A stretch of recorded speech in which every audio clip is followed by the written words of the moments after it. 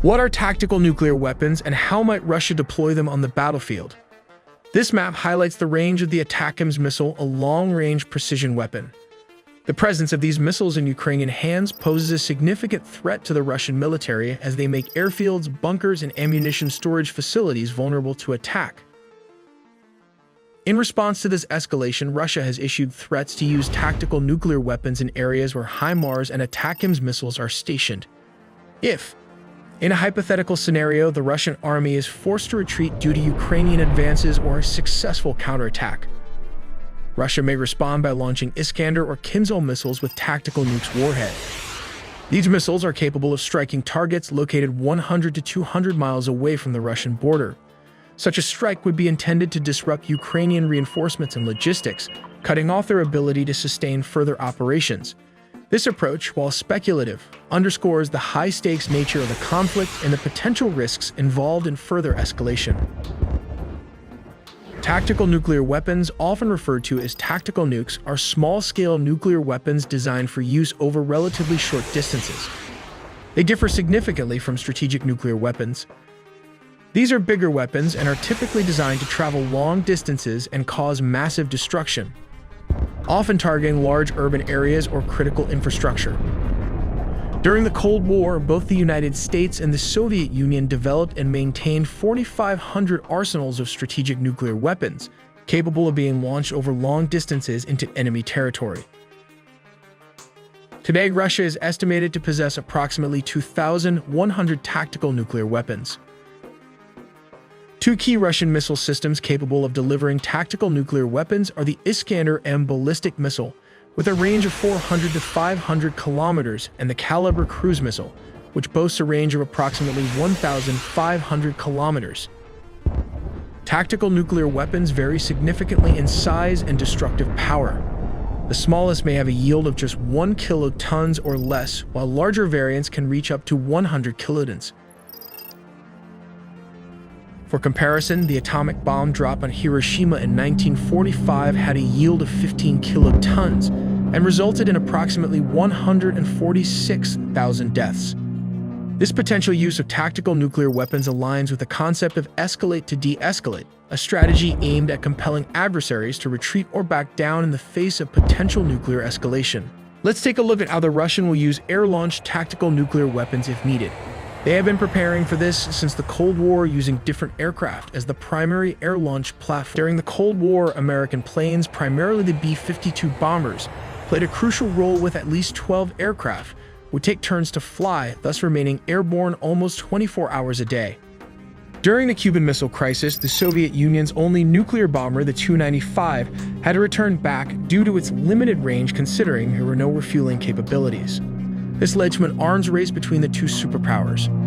In response, the US developed the Lockheed F-117 Nighthawk, the B-1 Lancer, and the B-2 Spirit stealth bombers, which are billion-dollar aircraft. The Russian answer to the arms race was the Tu-160, also known as the White Swan.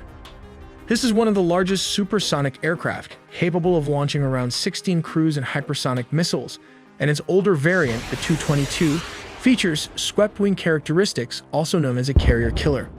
We will also look at a scenario exploring what happens when several nuclear weapons are dropped and the resulting effects on the countries due to the nuclear dust fallout, so stay tuned all in the video ahead.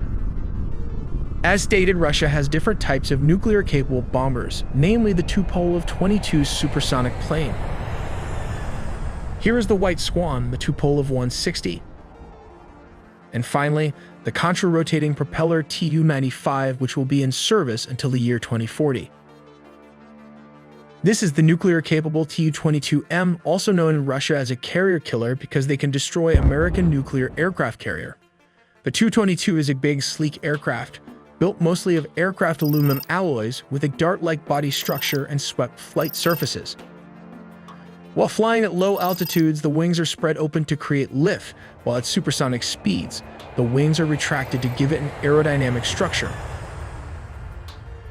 It has twin-Dobrynin VD-7M afterburning turbojets, with one on each side of the tailfin, that can fly up to 4,350 miles, which translate to 7,000 kilometers without aerial refueling. But the Russian wants to compete with the famous B-1 Lancer to make up for this range.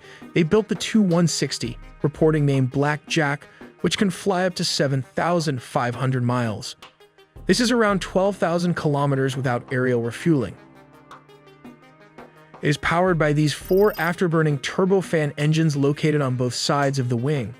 As the older version, it also has an integrated low-wing configuration with a variable swept wing feature. These high-lift devices include slats, double-slotted flaps, spoilers, and flaperons used for roll control. Interestingly, the older Tu-95 can fly up to 9,400 miles, that is around 15,000 kilometers, without aerial refueling, which is much greater in distance but slower in terms of speed. The Black Jack is capable of carrying 6K H-55MS nuclear strategic cruise missiles, codename AS-15 Kent, inside its weapons bay on a rotary launcher. Further back, there are 2 weapons bay that can carry an additional 8 nuclear-capable missiles in this section, such as the short-range KH-15 nuclear missiles. This brings the total to around 14 missiles in one single aircraft.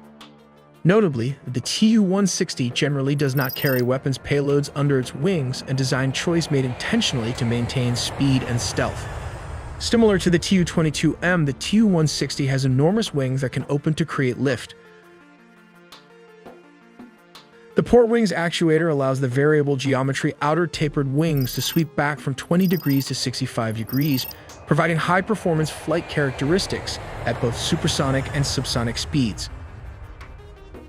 This impressive performance is made possible by 4 Samurai NK321 turbofan engines, each providing a maximum thrust of 25,000 kilograms, which translates to around 55,000 pounds.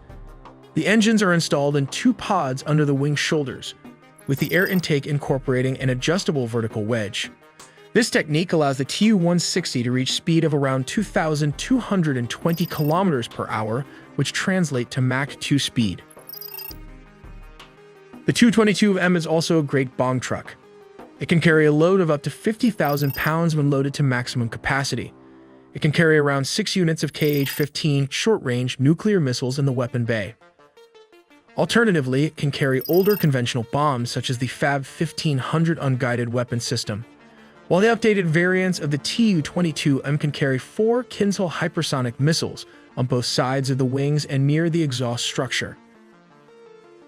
Known as a carrier killer, the Tu-22M can fly close to the sea, miles away from the target, and release its 4 hypersonic missiles one after the other. These extremely fast missiles can fly very close to the surface. The aircraft carrier's defense system might respond with the Sea Sparrow missiles located at both the front and back, potentially destroying 1 or 2 of the incoming missiles. However, the last line of defense consists of the Gatling guns located on the aircraft carrier. These guns serve as the final close-in support system and might be able to destroy 1 or more hypersonic missiles. Suppose even 1 Russian Kinzhal missile manages to sneak through the American aircraft carrier's defense system.